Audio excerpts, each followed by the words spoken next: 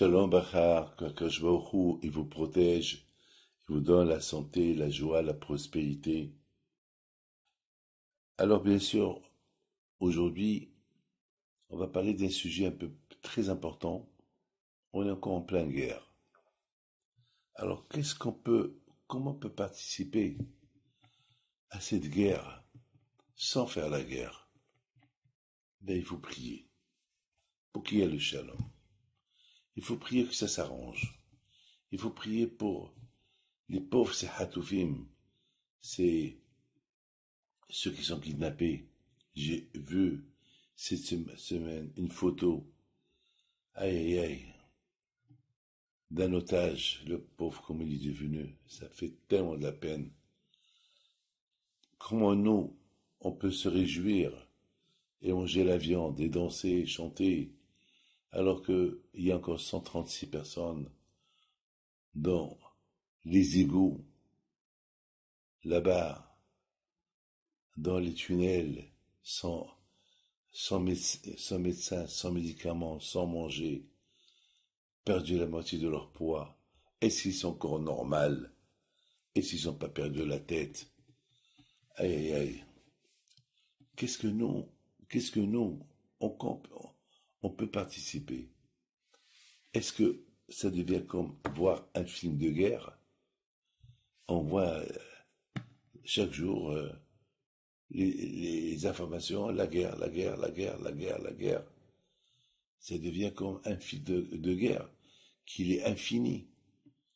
Il faut prier. Il faut prier. On n'a pas le droit de se réjouir de la défaite de l'autre. Non, parce qu'on n'a rien gagné encore. Et même si on a gagné, on n'a pas le droit de se réjouir. Ça, je m'excuse. Se réjouir. Je te m'amène Paul Oibechatisma. Lorsque ton ennemi tombe, t'as pas le droit de se réjouir. Même Akadosh Baruch Hu, il n'a pas puni l'Égyptien.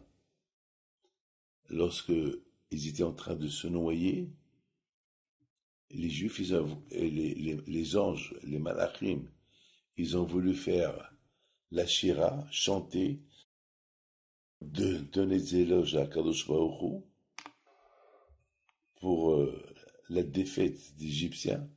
Et Hachem leur a dit non, ma créature, l'être humain que j'ai créé, il est en train de mourir, il est en train de se noyer, et vous voulez chanter? Qu'Hachem n'est pas heureux de se réjouir de la défaite de l'autre. Même un animal, on n'a pas le droit de le faire souffrir. Mes amis, si cette guerre est continue encore, c'est 3 mois déjà de guerre, c'est qu'on prie pas assez. On prie pas assez. On est devenu curieux. Qui va gagner? Qui va gagner cette guerre? Chacun l'envoie sur l'autre et on voit pas la fin. Et entre-temps, nous aussi, on souffre. Et les autres aussi ils souffrent. Et surtout les pauvres. Ceux qui ne sont pas impliqués dans la guerre, les otages, ils souffrent. Alors qu'est-ce qu'il faut faire? Il faut prier, mes enfants. Il ne faut pas qu'on s'habitue. On n'a pas le droit de s'habituer. Vous savez que lorsqu'ils étaient esclaves en Égypte, ils se sont habitués à l'esclavage. Jusqu'à qu'un jour, ils se sont rendus compte. Mais on va rester esclaves jusqu'à quand? Et là, ils ont compris leur, leur,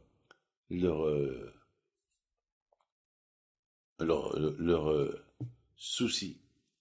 Le souci de l'esclavage. Là, ils ont commencé à prier à Kadosh Baruch Hu. Et dès qu'ils ont commencé à prier à Kadosh Baruch Hu, il a envoyé Moshe Rabbeinu. Mes amis, ce que nous devons faire aujourd'hui pour coopérer à cette guerre, c'est la prière. La prière pour que Be'ezat Hashem, que ça s'arrange. Ça s'arrange pour la sécurité d'Israël, bien sûr. Et ça s'arrange pour tous ces êtres humains qui sont en train de souffrir. Vous croyez que j'ai pas de la peine de voir du sang couler? Mais ça fait de la peine, ça fait de la peine. J'ai vu un chat écrasé la semaine dernière. J'ai eu de la peine, la peine, la peine, la peine. Ah, ça fait de la peine de voir un être humain écrasé, qu'il soit juif ou qu'il n'est pas juif. Ça fait de la peine. Alors il faut qu'on prie à Kadosh Baruch Hu.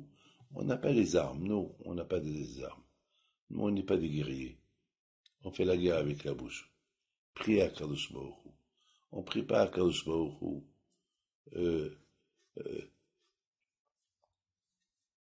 de n'importe quelle manière. C'est vrai, tout le monde prie. Mais est-ce vraiment on prie? Mes amis, prions bien pour que ça s'arrête. Parce que la fête de Toubishvat, elle approche. Purim, elle approche. Pessah, elle approche. On ne va pas passer ces fêtes-là dans la guerre. Que Hachem vous protège, Jamel Kerasson.